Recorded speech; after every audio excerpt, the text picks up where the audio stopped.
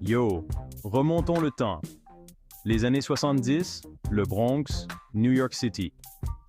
C'est là que le rap est né. De la difficulté, la créativité a explosé.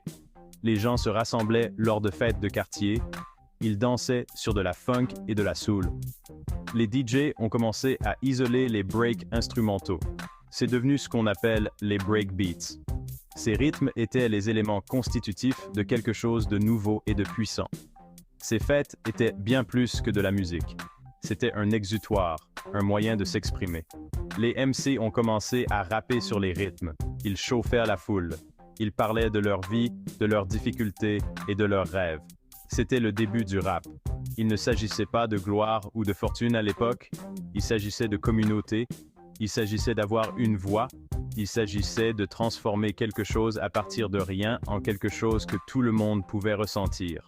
Cette énergie brute s'est répandue comme une traînée de poudre. De la rue à la radio, le rap était sur le point de prendre le monde d'assaut. Accrochez-vous, car les choses sont sur le point de devenir funky. Parlons des pionniers. DJ Kool Herc, le parrain du hip-hop. Il a commencé à organiser des fêtes dans le Bronx. Il a remarqué à quel point les gens devenaient fous des breakbeats. Alors, il a utilisé 2 platines pour les prolonger. C'était révolutionnaire. Cela permettait de faire durer la fête et à jeter les bases du rap. Puis, il y a eu Grandmaster Flash. Il a fait passer le DJing à un niveau supérieur. Il a inventé la théorie du quick mix. Cette technique lui a permis de contrôler la musique avec précision.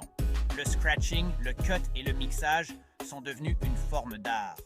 Il a formé les Furious Five, un groupe de MC. Ensemble, ils ont créé certains des premiers hymnes du rap.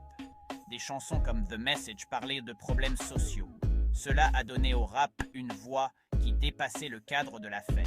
Ces pionniers ont jeté les bases. Ils ont donné naissance à une culture qui allait changer la musique à jamais. Mais ce n'était que le début. Les années 1980, Run DMC a fait irruption sur la scène. Ils ont apporté un nouveau son, des rythmes percutants, des influences rock et un style streetwise. Fini les samples disco, ils voulaient leur propre son.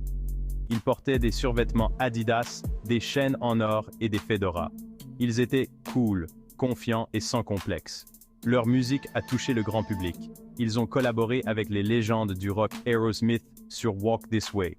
Cela a fait tomber les barrières et a fait découvrir le rap à un public plus large.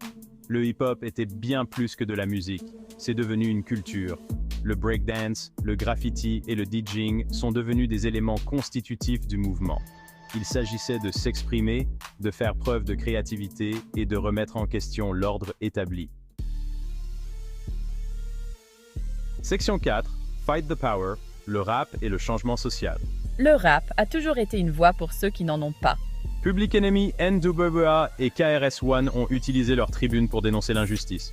Ils rappaient sur la brutalité policière, la pauvreté et le racisme.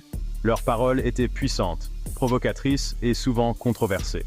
Leur musique a suscité le dialogue et remis en question les normes sociales. Elle a donné une voix aux marginaux et a alimenté les mouvements sociaux.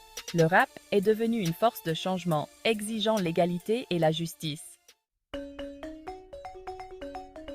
Section 5. D'une côte à l'autre, l'expansion mondiale du hip-hop. Le rap ne se limitait pas à New York. Il s'est répandu à travers les États-Unis. Chaque région a développé son propre style et sa propre saveur. Du gangsta rap de la côte ouest de Tupac et Snoop Dogg aux goons sudistes d'Outkast et Lil Wayne, le rap est devenu un phénomène mondial et diversifié. Il a traversé les frontières et les langues, touchant des gens de tous horizons. De la France au Japon, de l'Afrique du Sud au Brésil, le rap a trouvé un écho auprès des jeunes du monde entier. Il est devenu un langage universel, brisant les barrières culturelles et unissant les gens par le rythme et la rime. Section 6, le rap aujourd'hui, évolution et influence continue. Le rap est en constante évolution. Aujourd'hui, nous avons la trap, le mumble rap et une fusion des genres. Des artistes comme Drake, Kendrick Lamar et Cardi B repoussent les limites et expérimentent de nouveaux sons.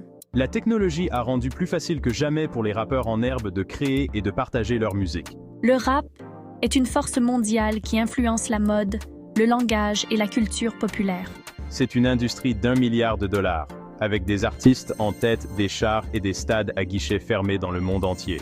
Mais à la base, le rap reste une puissante forme d'expression personnelle. Il donne une voix à ceux qui ne sont pas entendus, remet en question l'ordre établi et continue de façonner le paysage culturel.